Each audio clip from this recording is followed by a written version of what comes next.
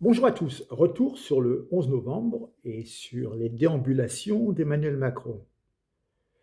Première vidéo, on va voir ce monsieur sortir de sa voiture. Il a des balais. On va l'aider à mettre son manteau, puisque maman Brigitte n'est pas là pour l'habiller. À son âge, il peut déjà plus enfiler son manteau tout seul. Il faut qu'il y ait un officier de la marine, il me semble, une casquette blanche, qui lui enfile le manteau et qui va lui fermer les boutons, comme vous allez habiller un enfant de 2 ans. Euh, Se faire fermer les boutons, il est en pleine régression ou quoi? Les héros de la Grande Guerre doivent se retourner dans leur tombe à l'arrivée de ce monsieur qui a besoin de se faire habiller par un militaire. Il n'y a qu'en France qu'on voit ça. Rappelez-vous, à une époque, la reine d'Angleterre portait son parapluie et puis c'était qui, Anne Hidalgo qui avait, à côté, qui tenait, je crois, hein, qui avait un valet qui lui tenait son parapluie. Heu, le président a plus de larbin que le roi d'Angleterre et c'est pareil pour le gouvernement, des chauffeurs, personnel pour ouvrir et fermer la porte.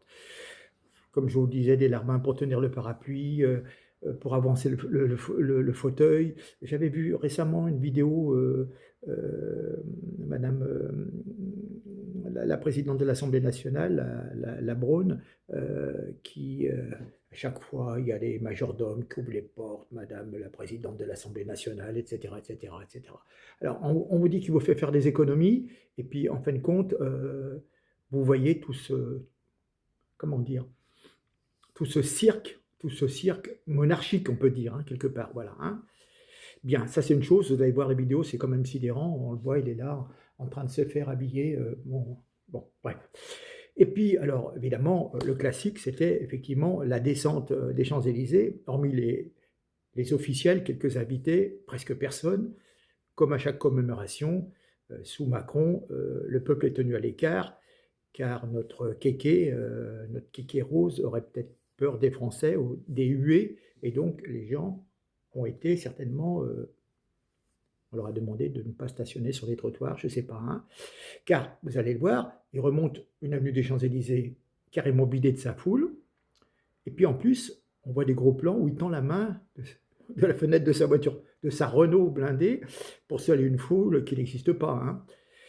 Il est tellement narcissique qu'il ne se rend même pas compte qu'il y a personne, je sais pas. Et puis alors, le commentateur, vous savez, on dirait les commentaires officiels en Corée du Nord, dans les pays comme ça, très, très, très démocratiques, n'est-ce pas? Où vous avez le speaker officiel qui vient vous raconter un petit laïus. Et donc pour LCI, c'était quoi? C'était 11h30 du matin, quelque chose comme ça, peut-être midi, mais bon.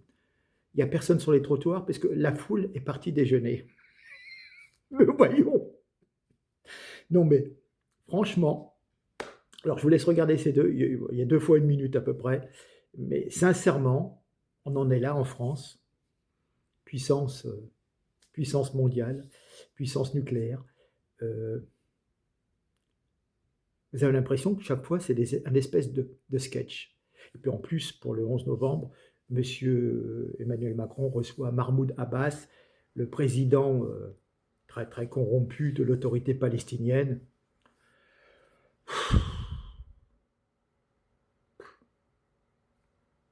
Bon, bref, sans commentaire. Regardez, merci, partagez, commentaire. Est-ce qu'il y a que moi qui pense ça ou vous êtes, relativement d'accord avec moi ou qu'on est tombé bien bas?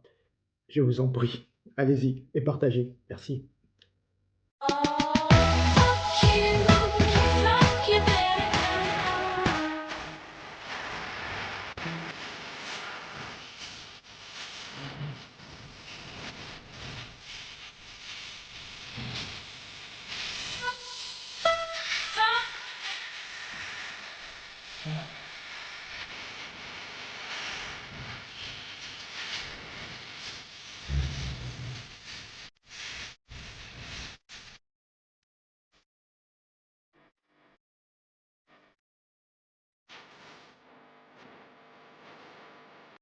Dans sa berline Renault et qui, après avoir salué, embrassé parfois les personnalités qui se trouvaient dans la tribune officielle face à l'Arc de Triomphe en haut des Champs-Élysées, va emprunter la plus belle avenue du monde, un peu terne là 11 novembre légèrement gris sur le plan météorologique.